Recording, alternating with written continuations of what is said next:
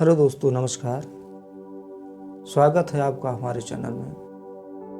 दोस्तों, हमको आपके द्वारा ढेर सारे मैसेज आए और उसमें ये रिक्वेस्ट किया गया कि आप डर के विषय में कुछ बताएं कि हमें डर क्यों आता है, इसका रीज़न क्या है। वास्तव में ये एक बहुत बड़ा व्यापक प्रश्न है। अमूमन सभी लोग कभी न कभी इससे ग्रसित हुए होंगे। तो आज हम चर्चा करेंगे कि हमको डर क्यों लगता है। अचानक हृदय की धड़कनें बढ़ जाना, हाथ पैर में कंपन आ जाना, किसी अनहोनी का होना, बेचैनी होना, यहाँ तक हमारी नींद भी डिस्टर्ब हो जाना। जब ये परिस्थितियाँ हमारे सामने उत्पन्न हो जाती हैं तो इसे ही हम डर कहते हैं। तो इस डर के कारण हम किसी कार्य में निपुण होने के बावजूद भी उस कार्य को सफलतापूर्वक कर नहीं पाते, क्योंकि हमें लगता है कि यार कहीं ये कार्य हमारा गलत ना हो जाए, कोई अनहोनी ना हो जाए। ऐसे में परिस्थितियाँ जब पैदा हो जाती हैं तो हमको संभवतः इस बात की आहट हो जाती है कि हमको डर आ रहा है। तो चलिए हम कुछ कारणों पर विचार करेंगे कि हमें डर क्यों लगता है। वास्तव में जब हम किसी कार्य में निपुण नहीं होते या कह सकते हैं कि हमें किसी चीज़ के विषय में अधूरी जानकारी होती है तो हमें डर लगना स्वाभाविक है। क्योंकि भाई जब हमको उस चीज़ के विषय में पूरी कंप्लीट नॉलेज नहीं है तो जाहिर से डर लगेगा। इसको एग्जाम्पल के तौर पर हम समझेंगे। मान लीजिए किसी व्यक्ति को तैरना नहीं आता और अपने दोस्तों के साथ घूम रहा है और घूमते घूमते नदी किनारे पहुंचा और उसके दोस्त लोग हंसी हंसी में कह रहे हैं तुम अच्छा तैरना जानते हो, तुम नदी में जो है हमको जो है तैर कर दिखाओ। और वो ना कह रहा है क्यों, उसको नालों है ही नहीं पूरा तरह से किस तरह तैरा जाता है और उसको बेचारे को ज़बरदस्ती उतार रहे हैं, तो निश्चित तौर पर उसे डर तो लगता ही करेगा। तो जाहिर सी है कि हमको किसी चीज़ में डर से जो है मुक्त होने के लिए हमको उस चीज़ में पूर्णतः जानकारी होना ज़रूरी है। अब दर्दनाक घटनाओं के कारण भी हमें डर लगता है। उदाहरण के तौर पर मान लीजिए आपके सामने किसी व्यक्ति की एक्सीडेंट हो जाता है और वो भी ट्रक से, तो ट्रक को देखकर ही डर लगता है, क्योंकि वो हमारे दिमाग में जो आ रहा है ना बार बार वो सीन। तो ऐसे में दर्दनाक घटनाओं के कारण भी हमको डर आता है। तो हम घटनाओं से हमको बचना चाहिए ताकि हमको डर आए ही ना। उसके बाद तमाम सामाजिक कारण भी होते हैं जिसके कारण डर हमें लगता है।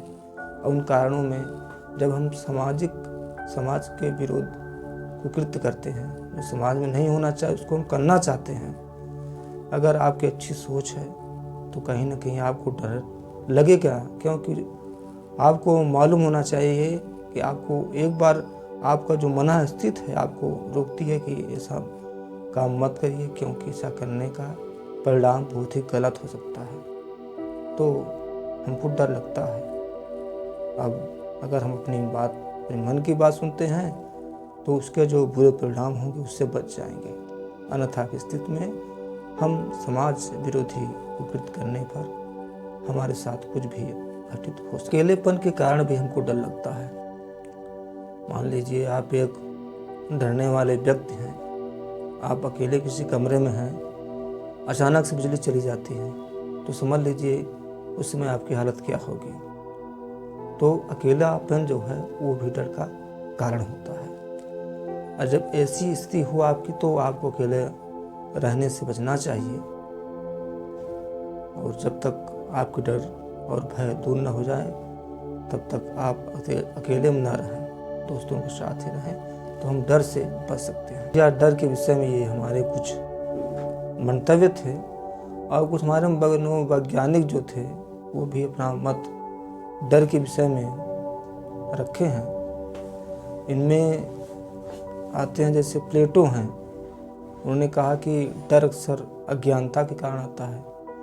वास्तव में ये कहीं ना कहीं सही भी है कि जब हम किसी विषय में अज्ञानी होते हैं, वो पूरा ज्ञान नहीं होता, तब भी हम उस काम को करने के लिए डरते हैं कि कहीं इसको करने से कोई घटना ना घट जाए, कोई अनहोनी ना हो जाए। तो ज़रूरी है कि हम पहले किसी कार्य में निपुण हों, उसके बाद ही कार्य करें, ताकि हम डर से भयभीत न हो और बिना डरे उस काम को पूरा कर सकें। और स्टोइक दर्शन ने भी कहा है कि डर अक्सर उन चीज़ों से उत्पन्न होता है जो हमारे नियंत्रण से बाहर होता है।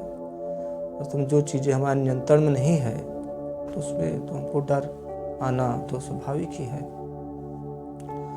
और जो हमारी शारीरिक क्रियाविधि है, तो हमारे शारीरिक केमिकल या हार्मोन कह सकते हैं, उन्हें भी एड्रेनालाइन एक ऐसा हार्मोन है इसके अधिक उत्पादन से भी हमको डर आने लगता है।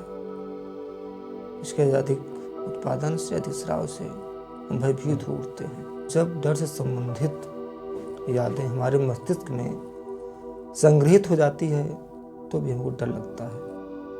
उदाहरण के तौर पर, जब हमको एक बार कुत्ते ने काट लिया तो कुत्ते को दूर से ही देखने पर हमको डर लगता है, भाई कहीं दोबारा न डरिए, काट न ले, और हम डरते हैं। तो जो हमारे दिमाग में उसके प्रति यादें हैं, उसके स्टोर के कारण भी हमको डर लगता है। ज़रूरी है कि उन यादों को हम दूर करें और पूरी स्फूर्ति के साथ अपना काम करें, ताकि हमारा डर जो है भाग जाए। तो और इस प्रकार से जब डर ऐसा बढ़ जाए कि हमारे जो दैनिक कार्य हैं उनको करने भी हमको डर लगे और हम भयभीत उठें, मतलब कि कोई भी कार्य करें हम भयभीत होने लगे। जो हमारे दैनिक जीवन से जुड़े हुए कार्य हैं, जो नित्य कार्य हैं, उनसे भी डरने लगे कि यार कहीं ऐसा ना हो जाए, कोई घटना ना घट जाए। तो जब ऐसी स्थिति आ जाती है तो एक रोग हो जाता है, इसे हम लोग फोबिया कहते हैं। तो वास्तव में डरना तो ज़रूरी है ही और ज़रूरी नहीं भी है। कुछ ऐसे कृत्य हैं जिनको करने से हमें डर लगना ज़रूरी है, क्योंकि उसको हम डर से डरते हैं तो हम सामाजिक जो सरोकार हैं, जो संस्कृति है, उसके अनुरूप कार्य कर पाते हैं। अन्यथा की स्थिति में हम समाज विरोधी कार्य में प्रवृत्त हो जाते हैं और उसके परिणाम अत्यंत घातक होते हैं। वास्तव में कुछ वैज्ञानिक ने डर के विषय में अपने पक्ष रखे हैं। उनके अनुसार डर एक विकासवादी प्रक्रिया है जो जीवों को खतरे से बचाती है। हमको डरना भी चाहिए, क्योंकि यदि हम जो हमको कार्य नहीं करना चाहिए, जो समाज के विरोधी हैं, जो पूरे देश के लिए खतरा पैदा करें, उनसे हमको बचना चाहिए। क्योंकि जब उससे हम निडर होकर कार्य करते हैं तो हमारे लिए बहुत घातक हो जाता है। तो कहीं ना कहीं डरना भी ज़रूरी है, लेकिन बात इस बात की ज़रूरी है कि हम डर से जितना ज़्यादा हो सके उतना बचें। क्योंकि जो डर हमारे अंदर हो जाता है ना एक बार, तो बार बार वह हमको परेशान करता है और हम किसी कार्य में निपुण होने के बावजूद भी इस कार्य को सफलतापूर्वक करने में असमर्थ हो जाते हैं। तो डरे उतना जितना ज़रूरी है। आशा करता हूँ कि हमारा ये वक्तव्य, हमारे ये जो साइकोलॉजिस्ट तथ्य हैं आपको पसंद आए हुए होंगे। इन सब बातों के साथ अपने इस जो साइकोलॉजिकल थिंग थी उसको समाप्त कर रहा हूँ और आशा करता हूँ कि आप हमारे चैनल को ज़्यादा से ज़्यादा लाइक, शेयर और सब्सक्राइब करेंगे। Thank you.